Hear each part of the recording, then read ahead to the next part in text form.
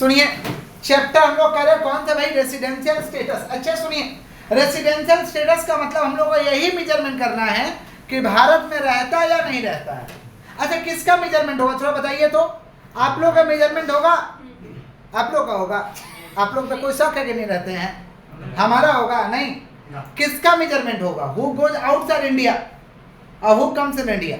जो इंडिया के बाहर गया और बाहर से इंडिया में आया, उसका मेजरमेंट होगा कि भारत में रहता है कि नहीं रहता है, ताकि क्या कर सके भाई, टैक्स को चार्ज कर सके। टैक्स को तो residential status determine for the chargeability of income tax. Income tax को चार्ज करने के लिए क्या पता करते हैं भाई, रेसिडेंशियल स्टेटस। रेसिडेंशियल स्टेटस समझ रहे क्या बोले कि नहीं समझ पा रहे। इसमें क्या पता करना है, क्या भारत में रहते हैं कि नहीं रहते हैं। अगर रहते हैं तो रेसिडेंट, नहीं रहते तो नॉन रेसिडेंट। रहते हैं तो रेसिडेंट, नहीं रहते तो। लेकिन किसका मेजरमेंट किया जाएगा, जो इंडिया के बाहर गया और बाहर से इंडिया आया, उसका मेजरमेंट होगा। जो हम लोग यहाँ रहते हैं, हम लोग तो सिटीजन है भाई, हम लोग के ऊपर कोई मेजरमेंट। लेकिन हम लोग भी बाहर जाने लगे for the purpose of vocation, for the purpose of not vacation, vocation. समझ रहे, वोकेशन का मतलब या तो बिजनेस करने गया या तो नौकरी करने गया, या तो बिजनेस करने गया या तो वेकेशन में तो मजा करने जाता ही है, छुट्टी मनाने जाता ही है। वेकेशन वाला का नहीं काउंट करेंगे, किसके लिए, वोकेशन वाला के लिए। समझ पा रहे क्या बोले कि नहीं समझ पा रहे। तो जो इंडिया के बाहर गया और जो इंडिया में बाहर से आया, उसका मेजरमेंट किया जाएगा ताकि हम उस पर टैक्स को चार्ज कर सके। समझ पा रहे। अगर भारत में रहता तो रेसिडेंट, नहीं रहता तो रेसिडेंट है तो कोई बात नहीं, तुम थोड़ा आराम से टैक्स देना, कोई दिक्कत नहीं। रेसिडेंट हो तो तुम थोड़ा आराम से टैक्स देना। लेकिन नॉन रेसिडेंट हो ना, तो अगर इंडिया से इनकम किया, कोई इंडिया से संबंधित है तो संग संग आपसे टैक्स ले लेंगे। संग संग क्या ले लेंगे, क्यों, क्योंकि तुम तो ठहर परदेसी, साथ क्या बेटा भाग जाएगा तो टैक्स कैसे लेंगे। तो चुपचाप टैक्स दे के जाओ। समझा क्या बोले कि नहीं समझे। इसीलिए इसका मेजरमेंट किया जाता है। क्लियर है क्या, कैसे मेजरमेंट किया जाएगा। अरे जहाँ से आप जाते हैं तो एयरपोर्ट पे सब लिखा, वीजा से लिखा जाता है ना, पासपोर्ट से लिखा जाता है, कब गया कब आया, सब एंट्री होता है, तुरंत मेजरमेंट हो जाएगा। समझ पा रहे हैं, क्लियर है क्या। तो क्या लिखवा है देखिए, तो residential status of an asset determine the scope of chargeability of his income. उसका इनकम, समझ पा रहे हैं क्या बोल रहे हैं, उसका इनकम पे चार्जेबल होगा कि नहीं, मतलब टैक्स चार्ज करेंगे कि नहीं करेंगे। ये रेसिडेंशियल स्टेटस इस बात को निर्धारित करता है। इस बात को क्या करता है भाई, समझ रहे हैं क्या बोल रहे हैं। Whether a person will be charge to a particular income और नॉट, उस इनकम पे चार्ज करना चाहिए या नहीं करना चाहिए, depend upon his residential status. ये डिपेंड करता है उसके रेसिडेंशियल स्टेटस पे। क्लियर, क्लियर, आगे बढ़े। नेक्स्ट हम लोग का देखिए, रेसिडेंशियल स्टेटस हम लोग पर्सन का मापेंगे। किसका, पर्सन का लिस्ट में कौन आता है, चैप्टर 1 में पढ़े थे। पर्सन का लिस्ट में कौन आता है, individual, HUF, company, firm. Individual, HUF, company, firm. समझ पा रहे हैं क्या बोल रहे हैं। इतने लोग ही मापना है, इतना ही पर्सन का मापना है। Individual, HUF, company, firm. आज के क्लास में हम लोग इंडिविजुअल का मेजरमेंट कर रहे हैं। किसका मेजरमेंट कर रहे हैं, इंडिविजुअल माने हम लोग जैसे इंसान, अकेला इंसान का, हम लोग जैसे अकेला इंसान का हम लोग मेजरमेंट कर रहे हैं। तो हम लिखे इंडिविजुअल अब्लिक एचयूएफ। इंडिविजुअल हो या एचयूएफ हो, पहला दो चीज का मेजरमेंट करना है, रेसिडेंट इन इंडिया के non resident in India. Resident in India माने भारत में रहता है, रेसिडेंट इन इंडिया माने, और नॉन रेसिडेंट इन इंडिया माने भारत में, समझ पा रहे, माने फिरंगी, भारत में नहीं रहता है। समझ पा रहे क्या बोल रहे। पता चल गया रेसिडेंट तो पता लगाएंगे ऑर्डिनरीली है कि नॉट ऑर्डिनरीली। ऑर्डिनरीली माने साधारण तौर पे रहता है, माने कभी रहता है कभी नहीं। नॉट ऑर्डिनरीली माने परमानेंट रहता है। नॉट ऑर्डिनरी माने तो पता चल गया रेसिडेंट, तो दो कंडीशन और लगा देंगे। चाहे आप इंडिविजुअल का चेक करिए या एचयूएफ का, पहले दो चीज चेक करना है, रहता है या रहता है तो रेसिडेंट, नहीं रहता है तो पता चल गया रेसिडेंट, तो दो कंडीशन और ठोक देंगे। कौन सा, ऑर्डिनरीली है कि नॉट ऑर्डिनरीली है। Clear, clear. आज के क्लास में हम लोग इंडिविजुअल का मेजरमेंट कर रहे हैं, और इंडिविजुअल का मेजरमेंट का सेक्शन है 6 सबसेक्शन 1। सेक्शन 6 सबसेक्शन 1 बोले, क्या बोले,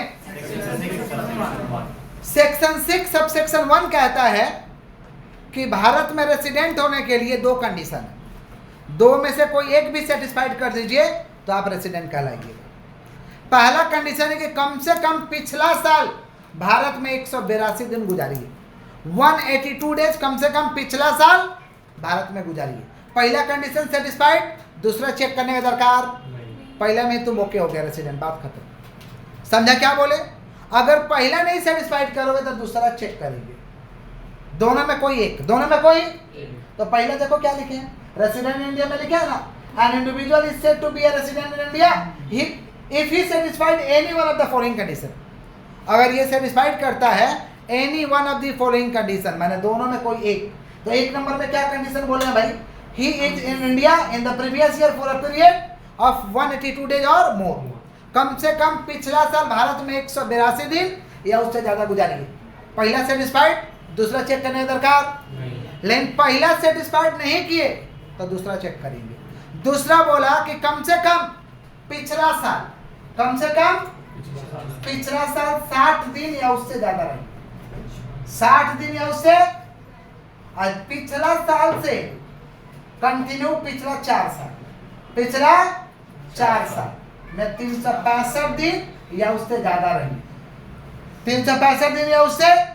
सुन लीजिए ध्यान से, पिछला साल कितना दिन रही है देखिए तो 60 दिन, एंड और सेटिस्फाइड करना पड़ेगा उसी में कि 365 दिन रही है इन लास्ट कौन सा ईयर, कौन सा ईयर देख रहे हैं आप लोग, 4 ईयर। ये वाला कंडीशन थोड़ा समझा दे। मान लीजिए आप 23-24 में जी रहे हैं, असेसमेंट ईयर क्या है 23-24, जो चल रहा है उसको असेसमेंट बोलते हैं। अरे बाबा, ताजा ताजा जो चल रहा है उसको क्या कहते हैं? तो पिछला क्या होगा 22, पिछला क्या होगा, चलो 22-23 में पिछला साल 60 दिन रहो, और 22-23 का पिछला एकदम 4 साल, 21-22,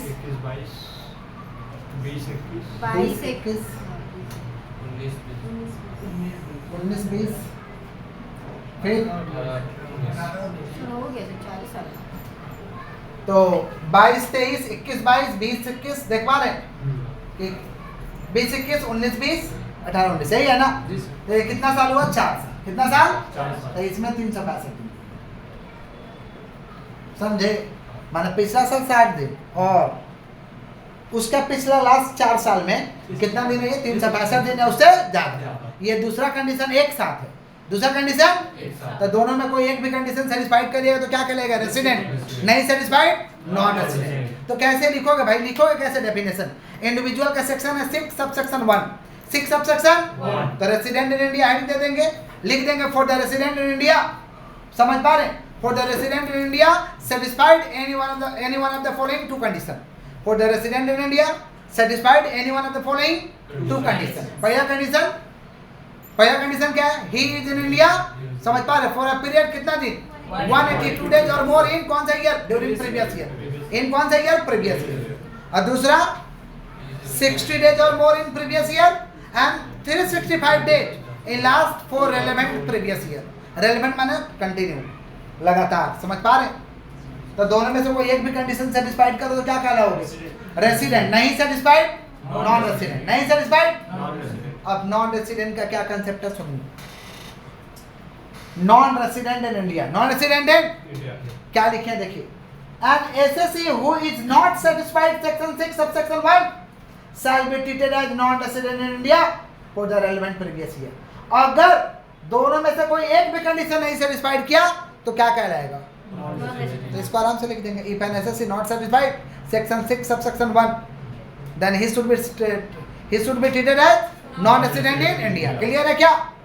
अब पता चल गया रेसिडेंट तो 2 कंडीशन है, ऑर्डिनरीली, नॉट ऑर्डिनरीली।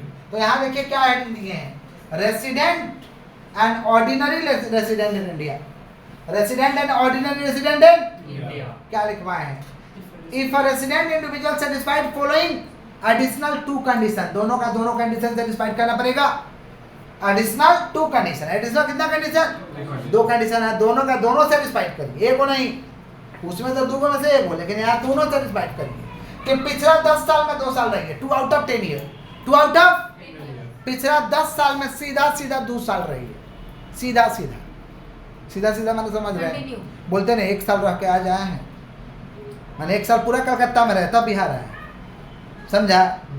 ऐसे 2 out of 10 year, 2 out of. और फिर क्या बोले हैं? स्टे इन इंडिया 730 दिन और मोर इन 7 प्रेसिडिंग ईयर। पिछला 7 साल में, पिछला 7 साल में 730 दिन रही, पिछले 7 साल में 730 दिन। दोनों का दोनों कंडीशन सेटिस्फाइड करिएगा तो आप कहलाइएगा रेसिडेंट एंड ऑर्डिनरी रेसिडेंट। अगर नहीं सेटिस्फाइड करिएगा तो आप कहलाइएगा नॉट ऑर्डिनरीली रेसिडेंट। समझ पा रहे हैं क्या बोले कि नहीं समझ पा रहे? इसका सेक्शन है सेक्शन 6 सबसेक्शन 6। इसका सेक्शन है सेक्शन 6 सबसेक्शन इसका ऑर्डिनरीली एंड नॉट ऑर्डिनरीली का सेक्शन है 6 सबसेक्शन 6। एक तो और होगा ना, एक तो और होगा, हेडिंग दीजिए, ये हेडिंग दीजिए, not ordinarily resident in India. Heading दीजिए, लिखवा दें, not ordinarily resident in India, not ordinarily resident in India. Heading दीजिए, not ordinarily resident in India. ए भाई ठीक है ना? इधर not ordinarily resident in India heading दीजिए, लिखिए लिखिए, if an SSC, if an SSC not satisfying, if an SSC not satisfying section 6 subsection 6, if an SSC not satisfied section 6 subsection 6, section 6 subsection 6 shall be treated as, shall be treated as, shall be treated as resident, but shall be treated as resident but not ordinarily resident in India. Resident but not ordinarily resident in India. Resident but not ordinarily resident in India. Resident but not ordinarily resident in India. Clear है क्या? Clear? कोई doubt है तो पूछ सकते हैं, कोई doubt? ठीक है तो रहने देते हैं, पूरा करना। That's for all.